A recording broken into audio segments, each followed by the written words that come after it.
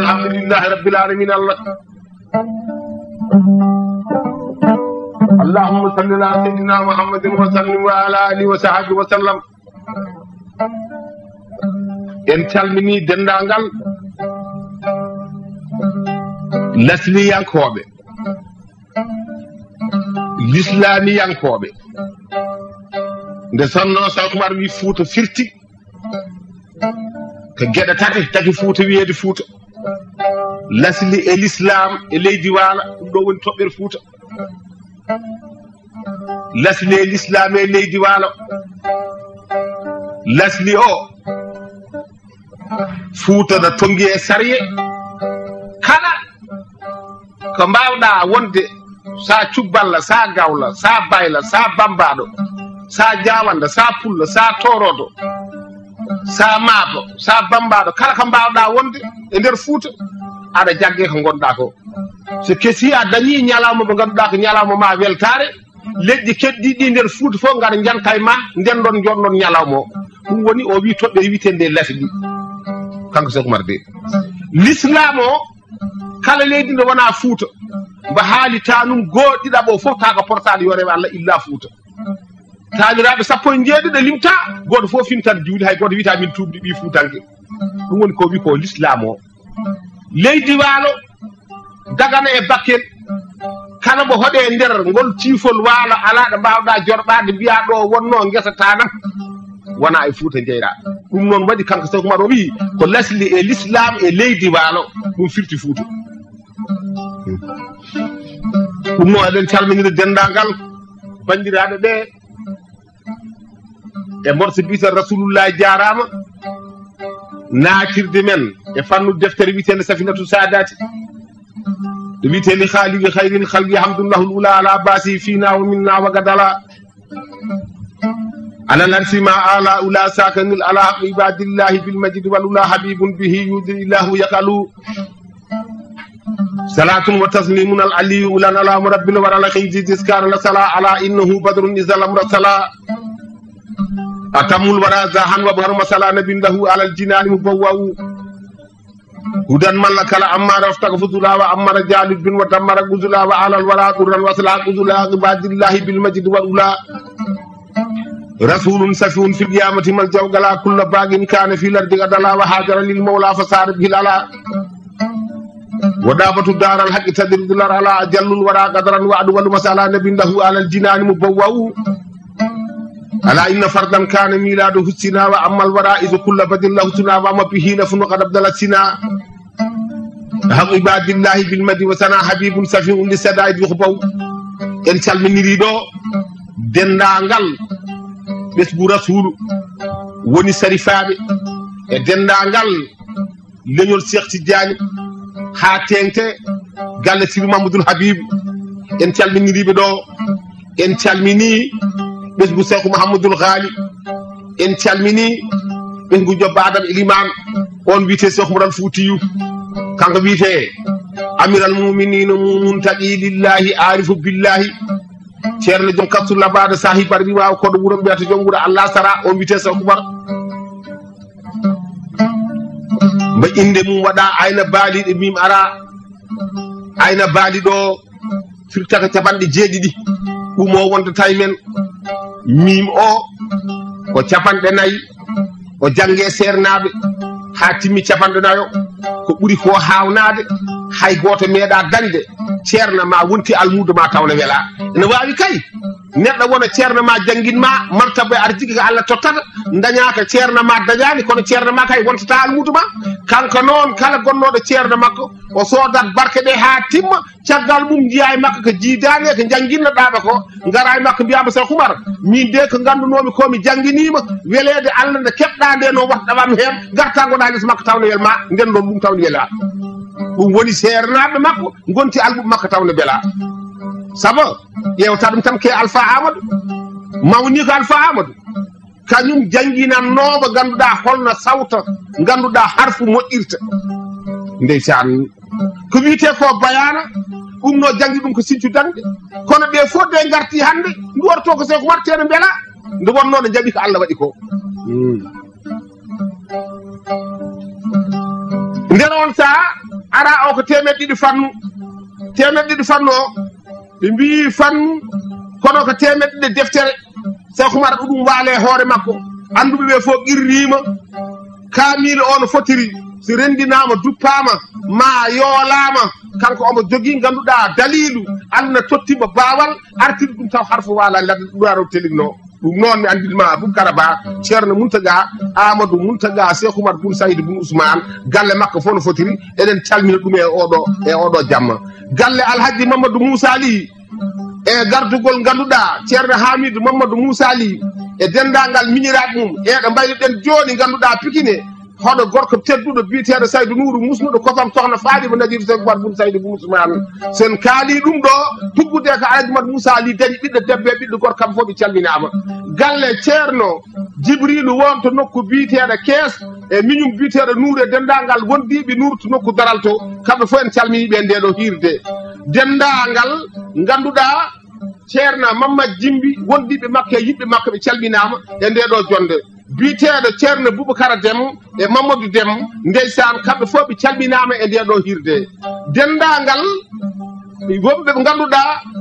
dental ceerno Moutada Djibi Raki nokku biyeteɗo Risatol tanum Tafsiru Jabiri e dendagal ceerno Moussa Birama jaati nokku biyeteɗo Diaw ɓe calminama mais Allah ma Boubacara Ba tawi ko kalata eɗen dogo ɗo haade men yawtude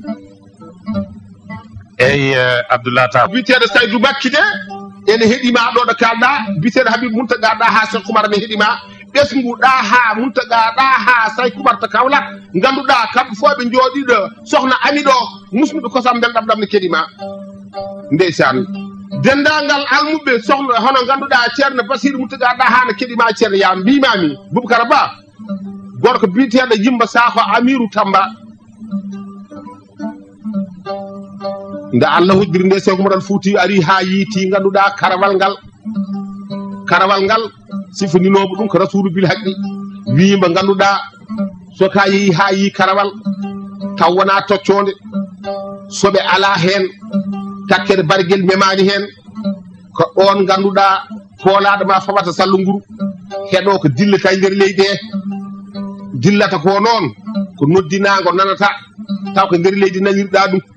nana ganduɗa yimɓe no gurna nana yimɓe no juula nana yimɓe naata wajif ha keɓa Jawaratul Kamali ko ɗon de koɗota duuɓi tati an Cheikh Omar Foutiyou Cheikh Omar noon ne yiilo ɗum mi haalanino moon ha no yiri baño o haɗa baño o ari ɗo ha holliɓe karawel ngel kamɓe Cheikh Omar Foutiyou e nder on saha ɓe gari noon e laamiɗo o diwan o wonno ndo ari hawa yetti ɗon o tawi ndesan karawal ngal to woni toon laati leydi Guinée yalti ɓundu naati leydi Guinée omo joguino sehilaɓe makko wonɓe nder Guinée biyeteɗo Modi Mamadou Diam ɗum koto leydi Guinée o yii on e biyeteɗo Mouhamadou Seydi Yanke e biyeteɗo Alpha Youssouf ɓeɗo fof ko guininaɓe ɓen mbima Cheikh Omar Foutiyou minen de sonno minen jeynoɗo min dokkuma koɗaɗo sababu woddama fof ke welede Allah wondi kono noon tiimi timbere nde ko lamɗo keefeero biyeteɗo Gimba Sakho Amirou Tamba jehen toon kalanenmo Cheikh Omar yetti e Gimba Sakho wi mi ari e leydi ma mbeɗa yiɗi hodde e leydi he o ƴeewi Cheikh Omar no feewi kono ɓe jiida sifade de kawri no Cheikh Omar sifori ni ere Gimba Sakho sifori ni holno Cheikh Omar sifori gorko mo dande ɓooɗi gite ɓutte daneje ɓernde honde welede Allah sawtowol laaɓgol haqqille telɗuɗo kewɗo wadde comci rombal Cheikh Omar noon haaltano daare mawde Cheikh Omar haaldanno ko seesa kono tuggude ɗo e Dakar ha ngara kees ma ha ngara Ndar kala mbawɗa wonde Cheikh Omar tawi woni miiju makko ko haaldude ma seesa mbo haalata o jooɗiɗe seeɗa makko no nanirta ni an goɗɗuɗo ɗo gonɗa toon noon nanirta ko sirru ismullahi azam kubra est ce que jobbaɗam iɗuman Abdoullahi e nder on ɗon sa Gimba Sakho ne ko gorko dabɓo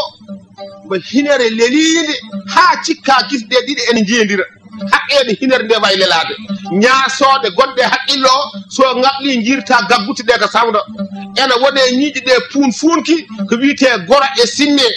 mbo wonda ko ganduɗa ko hawre sariye joni noon o ƴeewi no Cheikh Omar yeeso mum way jalbude kanko Gimba Sakho Amirou Tamba o fasnante ko koye ɓoosaji dawaɗi ɗum ɗon woni suppu Gimba Sakho Cheikh Omar ndeysan o tiime Gimba Sakho o yimɓeɗe yiiɗi hodde e leydi he Gimba Sakho ƴeewi Cheikh Omar ha juuti wiɓan kam ko jiiruɗa hodde e leydi am he Cheikh Omar wi leydi ndi ɗo nde jiiɗa mbeɗa heeɓi haqiqa won haaju mo joguimi ɗo puɗɗortomi ɗum ayi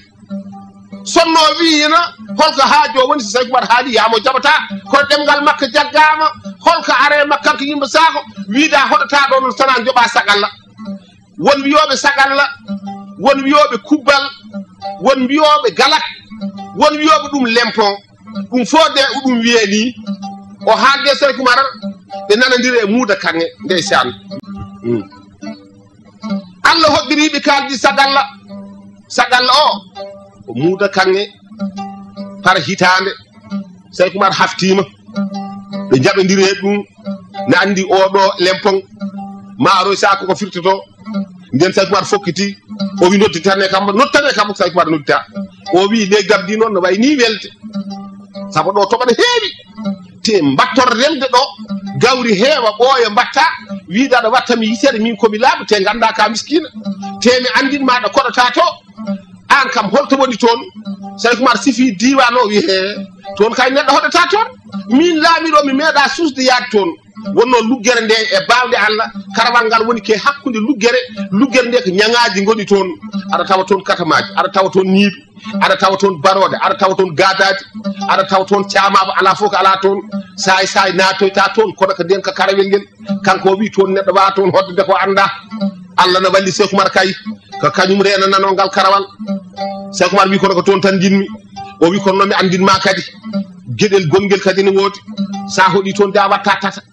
sabu miskina fotani wadde wuro mum tata an ka miskina min komi lamɗo Cheikh Omar heɓɓiti wimo wadde lamɗe miskina kam tataji men nandata somi waɗi tatane e tatama nandata tawdi ka lamɗo mbiɗa ɗon noon kamɓe dokki nana dirde o wi ala tata kam ko wattake tan yimɓe wi tata watta tan jobbadam iliman o ari haɓa yetti e luggere nde ganduɗa nde o ndeysan woodi ko winda waɗa aaye wicca e luggere nde yimɓeɓe cardir goto fof ne wicca e ladde baroɗe jalti katamaji jalti ko yalti fof yaltat tankere dogo gadaji jalti kala ko wonno ɗon dogi ñiibi ɗi noon Cheikh Omar noddi ɗi Cheikh Omar wi wawi lewde ko ñiibi sabu no luggere nde way ni sukkude so yimɓeɓe mbi yo lew ɗum tampat ko ñiibi lewi ganduɗa hono luggere nde ha wonti boowal tasamal darnaɗon nde sanko wiyete cuuɗi huɗo o de kono Cheikh Omar fuɗɗi hodde ɓe koɗi ɓe taari karawal ngal Allah hoddiri Boubacar Ba kanko jobba Adama ha kifa rabbani sawtowol mum are makko wiɓa an Cheikh Omar al Foutiyu a heeɓi ganduɗa yamirore rasulullahi godata ɗo noon ko duuɓi tati minallahi taala arayma ko nelaɗo haali fo Allah haali kono minallahi taala kadi ma arema beela gona ɗo duuɓi tati ɗon Cheikh Omar wi yimɓeɓe ndeke noon en cuwa yaade jagge guese goto fof heddo e meccal bam waɗatno yimɓeɓe nangi guese batti remde gawri e foñño ɓeɗo no dursito ɓurana wayluɓe koote mecci mumen subalɓe koote mecci mumen kala leñol goɗɗo ngol e Fouta hoote ko waɗatno hanti wuro ngo koko hoɗeɓe jiino no wuro ngo wuurdi nden juuti kanko Gimba Sakho o neli mi ñiigo ene wiye daba ya ƴeewanam o koɗɗe leydam he on ari tawi wuro ngo ne deeƴi o wi ɓeeɗo ko heege tan terno ɗumen nde ko tawde noon ko heege tan ternoɓe eɓen ndeeƴi joni ka en dañi hoddiɓe so jobadam e liman woni ɗon ha woni duuɓi ɗiɗi naate hitande tata ɓiiri Cheikh Omar ɗon ɗi ɗaɓɓoyde hande ko wiite joguitani ƴeewa dendagal koɓe goni ko ɗon Cheikh Omar Foutiyou ala hen ko ganduɗa ko mankata batte jobdi